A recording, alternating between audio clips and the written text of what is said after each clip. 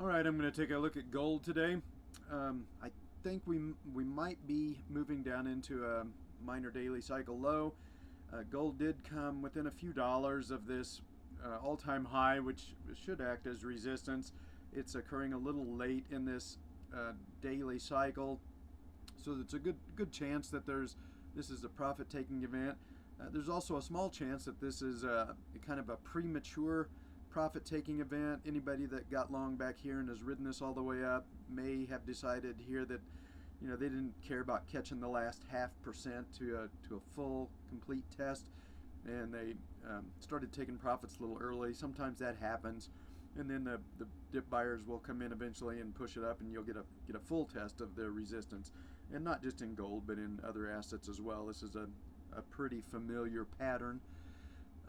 That may be what's playing out. It's a little bit early yet to say for sure that this is moving down into a daily cycle low, but it's starting to look like it. So if we assume that it is, then a couple things should happen. Gold should drop far enough to turn this 10-day moving average back down before it bottoms. A couple potential spots for a bottom would be, of course, right here at this 1960-ish level. Although we're there this morning, and obviously we haven't turned the 10-day moving average back down yet. So I think probably a more likely spot would be this 1920, which was the all-time highs back in 2011. It's also where this intermediate cycle topped at that resistance zone. So that seems like a more likely spot for the daily cycle low to bottom, and that would mean we've got some more days to go before this is done. But I do think we are breaking out of the handle of that cup and handle pattern. Gold kind of drifted into this triangle consolidation pattern here. I think that's what made this the intermediate cycle fuzzy, to where I wasn't sure if this was an intermediate cycle low right here. When price gets into a triangle, cycles just kind of go out the window. They don't really work very good. So in that case, I guess I would call this the intermediate cycle low, as this is the last touch of that lower triangle trend line. Then we get the breakout.